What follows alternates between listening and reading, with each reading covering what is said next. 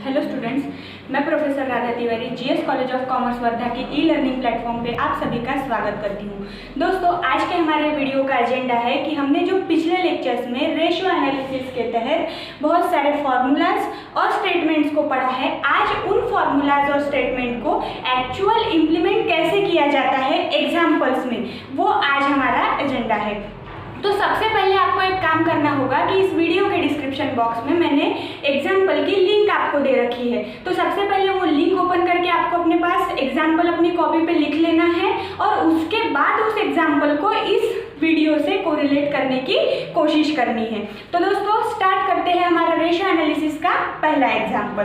तो पहले एग्जाम्पल के तहत अब यहाँ पे इस एग्जाम्पल में आपको जो भी जानकारी दी हुई है वो जानकारी ट्रेडिंग और पीएल अकाउंट से संबंधित है या P&L अकाउंट से रिलेटेड संबंधित हम जिसको बोल सकते हैं जानकारी है। तो पीएल अकाउंट से बिलोंग करने वाले रेशो कौन कौन से थे?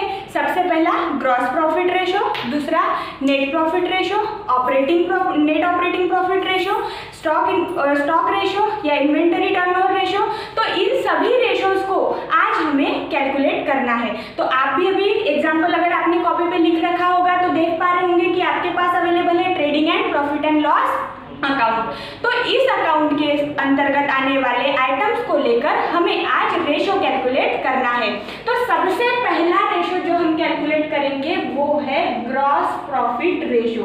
अब ग्रॉस प्रॉफिट रेशो और नेट प्रॉफिट रेशो, ये ऐसे दो रेशो है जो सबसे इजीएस्ट माने जाते हैं, सरल माने जाते हैं और ये हमें हर बार हर एग्जाम्पल में दिए हुए होंगे कैलकुलेट करने के लिए और इसमें हमें ज़्यादा कोई जद्दोजहद करना नहीं पड़ता, बहुत इजीली हम ये कैलकुलेट कर सकते हैं। तो सबसे पहला ग्रॉस प्रॉफिट रेशो के लिए हमारे पास फॉर्मूला क्या है? Gross profit divided by net sales multiplied by 100। अब आपके पास जो एग्जाम्पल है उसमें देखिए आपको ग्रॉस प्रॉफिट वहां पे ऑलरेडी दिया हुआ है, मींस हमें ग्रॉस प्रॉफिट डिटरमाइन या फाइंड आउट करना है क्या? नहीं, ऑलरेडी गिवन है। तो फिर यहाँ पे हम वैल्यू पुट करेंगे, 2 लाख ग्रॉस प्रॉफिट दिया हुआ है। उसके बाद सेल्स की अमाउंट कितनी दी है? 5 लाख रुपीज और मल्टीप्लाइड बाय 100, क्योंकि हमने पिछले वीडियोस में भी देखा था कि जो प्रॉफिट एंड लॉस अकाउंट से बिलोंग करने वाले रेशो है इनको मैक्सिमम हम परसेंटेज फॉर्म में आइडेंटिफाई करेंगे या वहां पे परसेंटेज फॉर्म में दिखाते हैं। तो परसेंटेज फॉर्म में शो कब होगा? जब मल्टीप्लाइड बाय 100 किया हुआ होगा। तो 2 lakh divided by 5 lakh multiplied by 100, तो इसका आंसर आ जाएगा 40%। तो सबसे पहला हमारा आंसर निकल गया gross profit ratio. Gross profit ratio का आंसर आ गया 40%। कितना इजी था? ऑलरेडी सभी वैल्यू दी हुई होती है, बस उसके लिए हमें क्या पता होना चाहिए?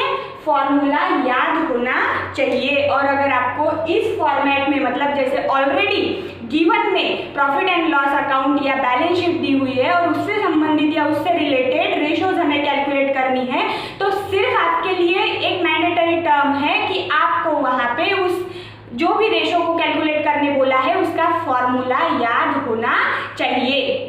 तो यहाँ हमने कैलकुलेट किया ग्रॉस प्रॉफिट रेशो। अब इसके बाद सेकंड रेशो आपको पूछा हुआ है क्वेश्चन में, नेट प्रॉफिट रेशो। अब ये जो दो इजी रेशो की जोड़ी है या ग्रुप है उनमें का second ratio net profit ratio. तो नेट प्रॉफिट रेशो का फॉर्मूला क्या है? Net profit divided by net sales multiplied by 100। और यहाँ पे अब जब ये पूरे प्रॉफिट वाले फॉर्मूलाज हो जाएंगे तो हम एक चीज यहाँ पे कॉमन देखेंगे कि बाकी जो आइटम्स है वो सेम है। जो रेशो पूछा है प्रॉफिट से संबंधित, जैसे ग्रॉस प्रॉफिट है तो न्यूमरेटर में आएगा ग्रॉस प्रॉफिट, और अगर नेट प्रॉफिट रेशो पूछा गया है तो net profit divided by net sales multiplied by 100। तो अब हमारे एग्जांपल में नेट प्रॉफिट कितना दिया हुआ है? 80,000। बस वैल्यू पुट करेंगे और आंसर निकाल लेंगे। 80,000 नेट प्रॉफिट है। उसके बाद नेट सेल्स की अमाउंट दी हुई है 5 लाख और 80,000 divided by 5 lakh multiplied by 100 करेंगे तो हमें मिलेगा 16%। ये 16% क्या शो कर रहा है? Net profit ratio. यहाँ पे जो भी हम कैलकुलेट करेंगे P&L अकाउंट से बिलोंग करने के कारण वहां पे मैक्सिमम रेशोज को डिनोट करते वक्त या शो करते वक्त हम परसेंटेज का साइन यूज करेंगे। तो हमने क्वेश्चन में जो हमें फॉर्मूलाज दिए, क्वेश्चन में जो हमें आइटम्स दिए थे उसको पकड़ के दो फॉर्मूला यहाँ पे लगा के दो रेशोज को कैलकुलेट कर लिया, जो सबसे पहला ग्रॉस प्रॉफिट रेशो और तीसरा है नेट प्रॉफिट रेशो। उसके बाद थर्ड क्या पूछा है हमें, net operating profit ratio. Net operating profit ratio, अब जैसे कि हमने ऊपर दो कैलकुलेशन किए हुए हैं रेशो के, इन दोनों रेशोज को कैलकुलेट करने के लिए जो रिक्वायरमेंट है या जो रिक्वायरमेंट आइटम्स है, रिक्वायर आइटम है, वो दोनों हमें ऑलरेडी एग्जाम्पल में गिवन है। बट अब नेट ऑपरेटिंग प्रॉफिट रेशो जब हमें कैलकुलेट करना है तो इसका फॉर्मूला क्या बनेगा, net operating profit divided by net sales multiplied by 100। अब आप अपने, अगर आपने गणित लिख रखा है, एग्जाम्पल अपने कॉपी में लिख रखा है, तो देखिए थोड़ा आपके पीएल अकाउंट या ट्रेडिंग या एनपीएल अकाउंट के अंतर्गत कहीं भी आपको नेट ऑपरेटिंग प्रॉफिट ये वर्ड दिया हुआ है क्या, देख लिया आपने, नहीं है दिया हुआ। तो फिर अब हमें नेट ऑपरेटिंग प्रॉफिट कैलकुलेट करना पड़ेगा या ढूंढना पड़ेगा, खोजना पड़ेगा। आप कैसे खोजेंगे, तो जो आइटम्स हमारे पास है उसका यूज करेंगे। तो सबसे पहले अब यहाँ पे हम डिटरमाइन करेंगे नेट ऑपरेटिंग प्रॉफिट, और नेट ऑपरेटिंग प्रॉफिट कैसा निकलेगा, तो इसके लिए हमें net profit plus non operating expenses minus non operating expenses plus करेंगे और माइनस नॉन ऑपरेटिंग इनकम करेंगे। अब ये जो मैंने यहाँ पे फॉर्मूला लिखा, net operating profit equal to net profit plus non operating expenses minus non operating income. अब ये जो यहाँ फॉर्मूला है, इस फॉर्मूले में दिया हुआ हर आइटम आपके पीएल अकाउंट में अवेलेबल है। तो अब इस फॉर्मूले से हम net operating profit easily gain कर सकते हैं। तो कैसे, नेट प्रॉफिट हमारे पास ऑलरेडी है कितना, 80,000। उसके बाद नॉन ऑपरेटिंग एक्सपेंसेस, तो वहां पे ऑलरेडी आपको एक हेड बना दिया है नॉन ऑपरेटिंग एक्सपेंसेस, जिसमें है loss on sales of securities जो 500 दी हुई है और प्रोविजन फॉर लीगल सूट जो 1500 है। तो एक हेड की पूरी अमाउंट कितनी हुई, 2000। तो नॉन ऑपरेटिंग एक्सपेंसेस के तहत यहाँ पे हमारा कितना आएगा, 2000 रुपीज, मतलब 80,000 net profit, 2000 non operating expenses. अब इसमें से क्या माइनस करना है हमें, नॉन ऑपरेटिंग इनकम्स। तो क्रेडिट साइड पे चलते हैं, वहां आपको दिया हुआ है नॉन ऑपरेटिंग इनकम, वहां भी हेड बनाया है और उसके तहत आपको 3 पॉइंट्स दिए हुए हैं, interest on securities 1200, dividend on share 3000 and profit on sales of shares 800। इसकी अगर हम टोटल करें तो अमाउंट आएगी 5000 रुपीज। तो अब 80,000 प्लस 2000 माइनस 5000, तो इसकी वैल्यू कितनी आ गई हमारे पास, 77,000, और ये है net operating profit.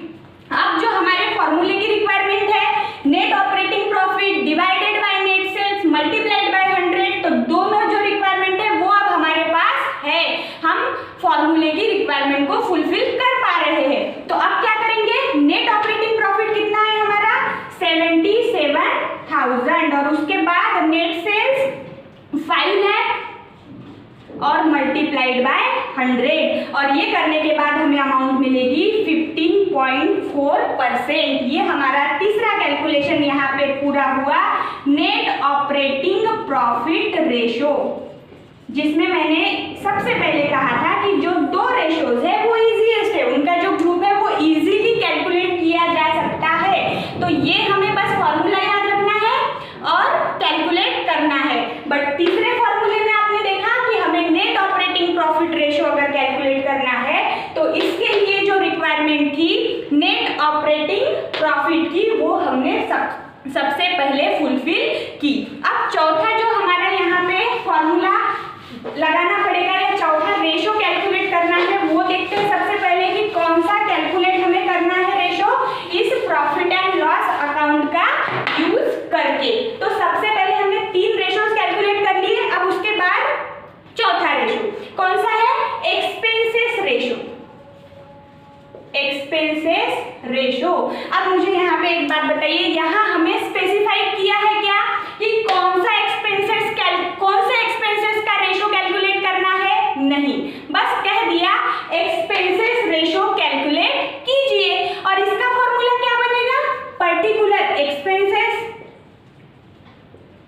Divided by net sales multiplied by 100। अब पर्टिकुलर एक्सपेंसेस क्यों यूज किया, तो अपने पीएल अकाउंट में देखिए वहां आपको 4 टाइप के एक्सपेंसेस दिए हुए हैं। सबसे पहला एडमिनिस्ट्रेटिव एक्सपेंसेस या एडमिनिस्ट्रेशन एक्सपेंसेस, उसके बाद सेकेंड हेड जो पूरा ब्लॉक है वो देखिए फाइनेंस एक्सपेंसेस, फिर क्या बोला है सेलिंग एंड डिस्ट्रीब्यूशन एक्सपेंसेस, और लास्ट में दिया हुआ है non operating expenses.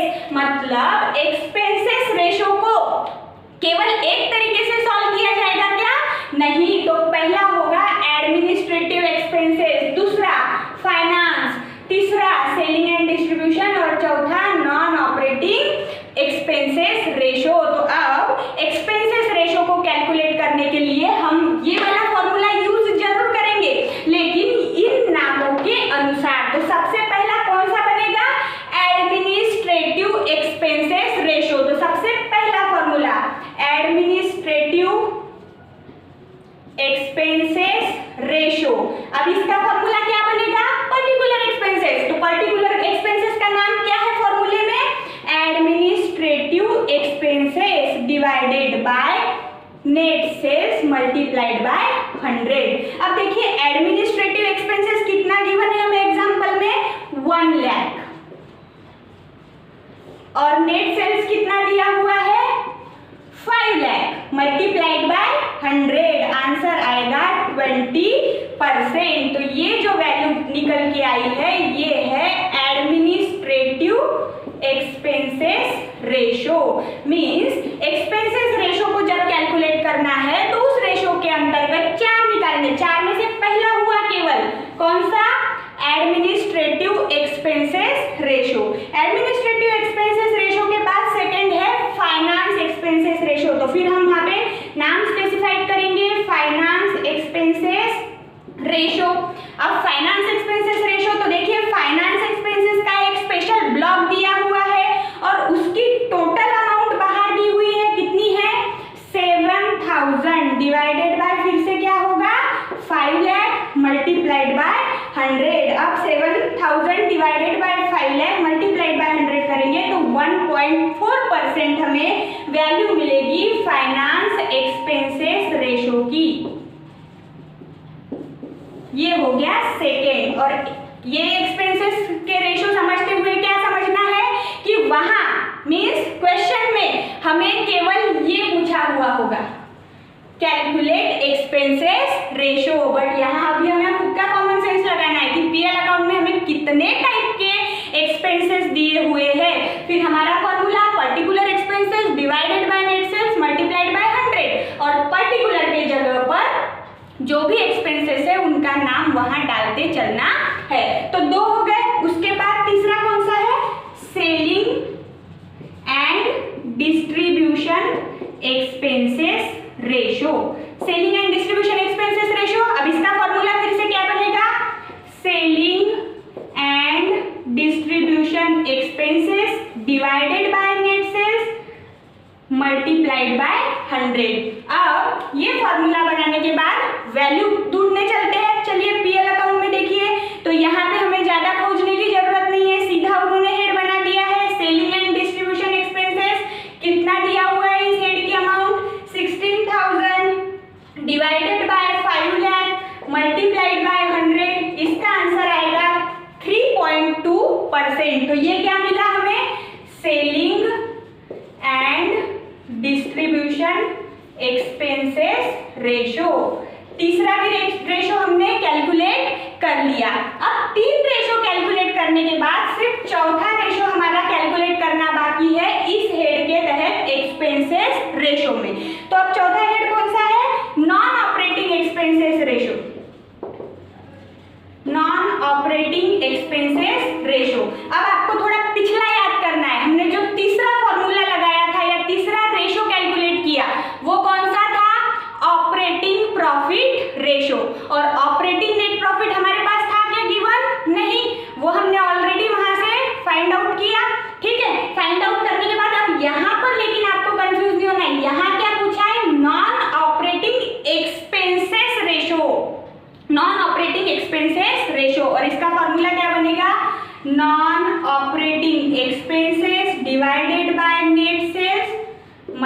Multiplied by 100। अब नॉन ऑपरेटिंग एक्सपेंसेस के लिए यहाँ पर हमें एक हेड दिया हुआ है, उसके अंदर दो वैल्यू दी हुई है। तो पहली वैल्यू 500, दूसरी value 1500, means total of non operating expenses is 2000।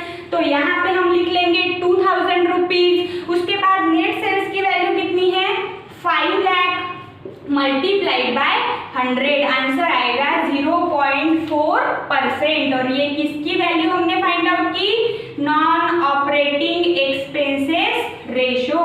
Non operating expenses ratio हमारा हमें निकाला हमने, या हमें मिला 0.4%। तो देखिए केवल पूछा क्या था, एक्सपेंसेस रेशो, लेकिन एक्सपेंसेस रेशो में हमने क्या क्या कैलकुलेट किया, administrative expenses ratio, finance expenses ratio, selling and distribution expenses ratio, और last non operating expenses ratio. Means आप अब यहाँ पे समझ रहे हैं कि एडवांस लेवल पे, एडवांस मैनेजमेंट अकाउंटिंग के तहत जब हमें क्वेश्चन पूछा जाएगा तो वहां पर उस क्वेश्चन को सबसे पहले समझना बेहद जरूरी है कि यहाँ हमें क्या करना है। अगर समझ नहीं आया तो केवल यहाँ पे हम किसी भी एक रेशो मतलब एक्सपेंसेस का रेशो कैलकुलेट करके छोड़ सकते हैं, बट उस कैलकुलेशन के लिए या उस रेशो की जो भी रिक्वायरमेंट है वो क्या है, एक्सपेंसेस रेशो के तहत कि हम ये 4 फॉर्मूलेज लगा के कैलकुलेशन पूरा करें। तो ये था एक्सपेंसेस रेशो। अब एक्सपेंसेस रेशो के बाद और हमें देखना है कि कौन सा फॉर्मूला हमने यहाँ हमें इम्प्लीमेंट करने के लिए कहा है, और फॉर्मूला इम्प्लीमेंट करने के लिए कहेंगे तो क्या करने के लिए कहेंगे, वो रेशो कैलकुलेट करने के लिए कहेंगे। तो अब 5th नंबर का रेशो कौन सा पूछा हुआ है, ऑपरेटिंग रेशो। एक्सपेंसेस रेशो के बाद अब हम कैलकुलेट क्या करने जा रहे हैं, ऑपरेटिंग रेशो। 5th नंबर पे है ऑपरेटिंग रेशो। तो ऑपरेटिंग रेशो के लिए अब यहाँ हमारा फॉर्मूला क्या होगा, कॉस्ट ऑफ गुड्स सोल्ड, जिसको मैं COGS लिखूंगी, plus operating expenses divided by net sales multiplied by 100। क्या फॉर्मूला बना यहाँ पे, cost of goods sold plus operating expenses, क्योंकि फॉर्मूला ऑपरेटिंग रेशो है तो यहाँ आने वाले एक्सपेंसेस भी कैसे होंगे, ऑपरेटिंग एक्सपेंसेस, और डिवाइडेड बाय किससे करना है, नेट सेल्स। यहाँ पर हमने सबसे पहले जब प्रॉफिट एंड लॉस अकाउंट के रेशोज पढ़े थे तो देखा था कि मैक्सिमम जगहों पर डिनोमिनेटर नेट सेल्स ही होगा। तो फिर फॉर्मूला बना cost of goods sold plus operating expenses divided by net sales multiplied by 100। तो अब फिर से आप अपने पास जो एग्जांपल है उसका अवलोकन कीजिए, क्या वहां पे आपको कहीं भी कॉस्ट ऑफ गुड्स सोल्ड दिया हुआ है, नहीं। मीन्स अब यहाँ हमें क्या करना है, सबसे पहले COGS को फाइंड आउट करना है। COGS कैलकुलेशन के या डिटर्मिनेशन के दो तरीके हो सकते हैं। सबसे पहला कि हम सेल्स माइनस ग्रॉस प्रॉफिट कर ले, या दूसरा तरीका क्या है कि जो ऑपरेटिंग स्टॉक ओपनिंग स्टॉक है उसमें परचेस प्लस करेंगे, डायरेक्ट एक्सपेंसेस प्लस करेंगे, और ये जो भी एडिशन हुआ इसमें से क्लोजिंग स्टॉक माइनस करेंगे, तो हमें मिलेगा कॉस्ट ऑफ गुड्स सोल्ड। तो अब cost of goods sold find out करना है। सबसे पहले सोचिए कि हमें कौन सा तरीका यहाँ यूज करना सबसे ज्यादा सरल होगा। तो मुझे ऐसा लगता है कि हमारे पास सेल्स गिवन है और ग्रॉस प्रॉफिट भी दिया हुआ है, तो हम कॉस्ट ऑफ गुड्स सोल्ड कैसे निकालेंगे, सेल्स माइनस ग्रॉस प्रॉफिट। अब ये हमें मौके की नजाकत को समझना है कि हमें क्या यूज करना है। कुछ लोग अगर यहाँ पर इस फॉर्मूले की जगह हमारा opening stock plus purchase plus direct expenses minus closing stock करेंगे तो भी वैल्यू सेम आएगी, बट हमें टाइम भी यहाँ बचाना है। जो चीज कम समय में मिल सकती है उसके लिए हमें ज्यादा बड़ा कैलकुलेशन करना नहीं है। तो इसीलिए अब सेल्स हमारे पास कितना है गिवन, 5 लाख, और उसके बाद सेल्स 5 लाख के बाद ग्रॉस प्रॉफिट कितना दिया हुआ है, 2 लाख रुपीज। मीन्स सरलता से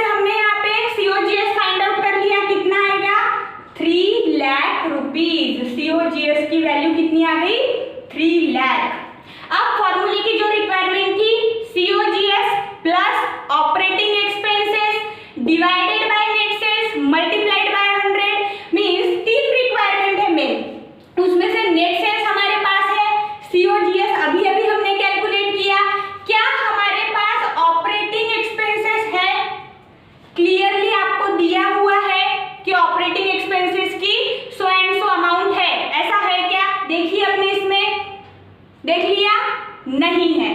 फिर से अब हमें यहाँ पे ऑपरेटिंग एक्सपेंसेस को खुद से खोजना होगा।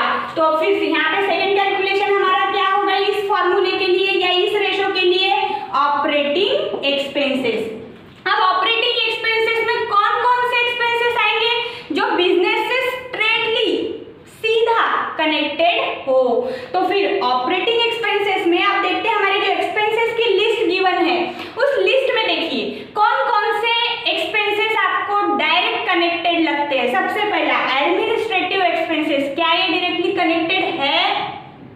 हाँ, तो फिर यहाँ पे हम ऑपरेटिंग एक्सपेंसेस में पहला क्या लिखेंगे, एडमिनिस्ट्रेटिव एक्सपेंसेस। क्या अमाउंट दी हुई है उसकी, 1 लाख प्लस और कुछ है क्या, ढूंढते हैं।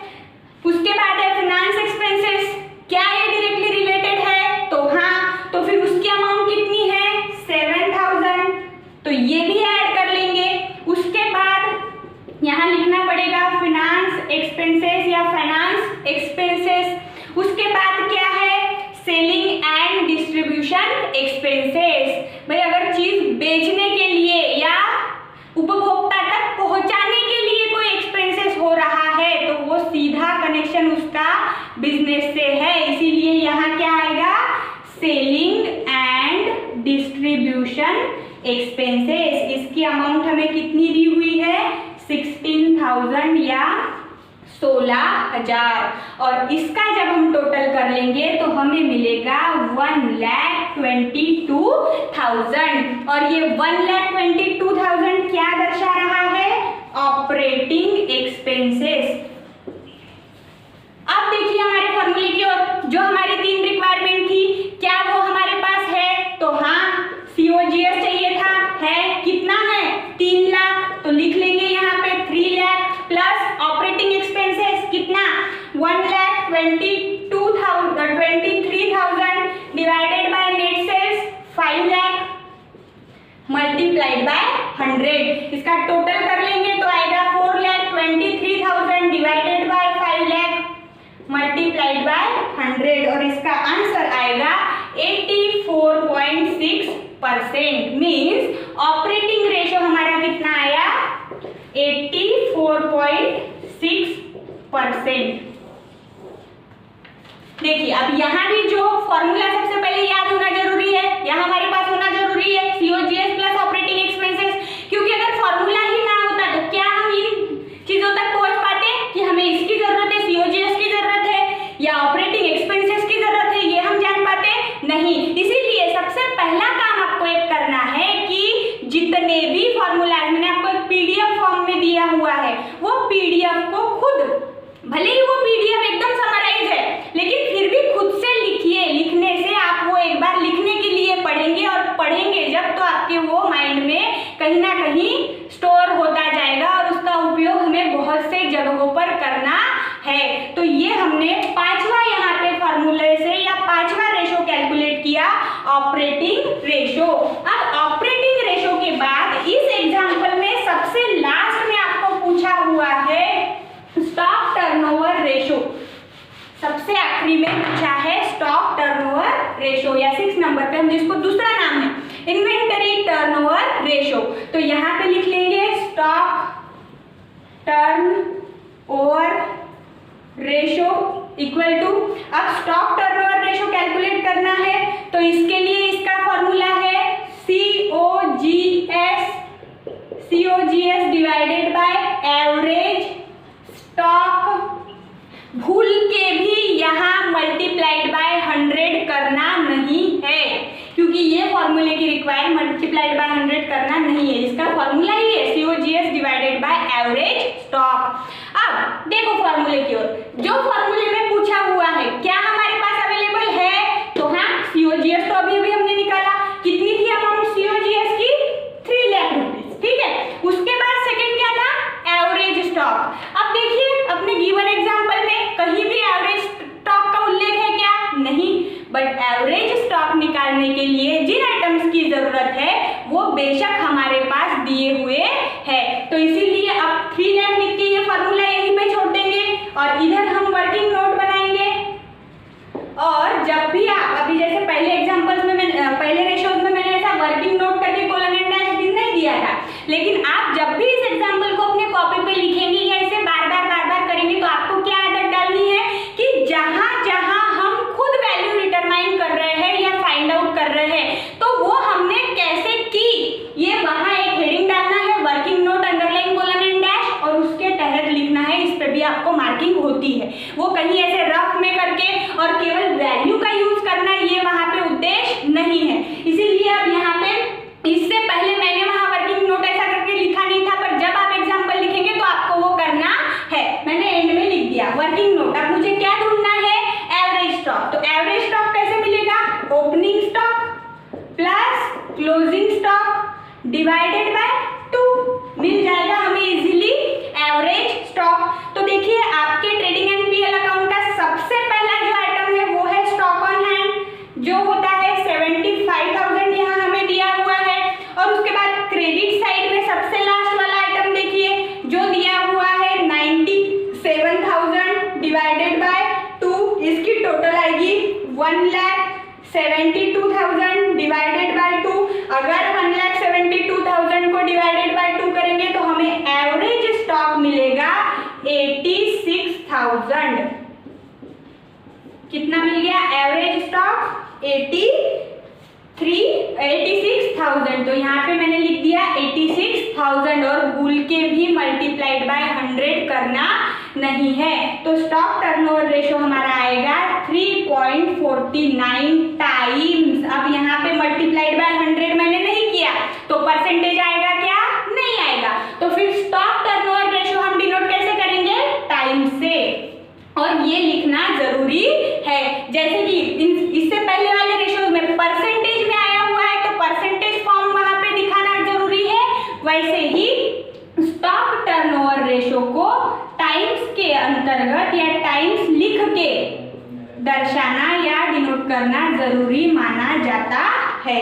तो आज के हमारे पहले एग्जाम्पल में हमने gross profit ratio, net profit ratio, net operating profit ratio, operating ratio, various kinds of expenses ratio और लास्ट में स्टॉक टर्नओवर रेशो समझने की कोशिश की। आशा है कि आपको पहला जो एग्जाम्पल था वो समझ आया होगा। अब आपको क्या करना है, हम अभी आपने फॉर्मूलाज को समझने की कोशिश की है तो इसीलिए उसको ज्यादा से ज्यादा लिखने की कोशिश कीजिए, पढ़ते रहिए बार बार, तो आपको वो जल्द से जल्द याद हो जाएंगे। और उसके बाद जब भी हम यहाँ पे एग्जाम्पल सॉल्व करेंगे तो आपको बार बार आपकी फॉर्मूला शीट देखने की जरूरत नहीं पड़ेगी। और एक चीज अभी तक आपको समझ आ जानी चाहिए कि ratio analysis fully depends on formulas, या जो भी हमारे स्टेटमेंट्स है उन पे डिपेंड करता है। तो जब तक का मेरा नेक्स्ट वीडियो ना आए तब तक का आप इस एग्जाम्पल को खुद से एक बार करके देखिए, खुद से फॉर्मूला शीट बनाइए, समराइज शीट बनाइए।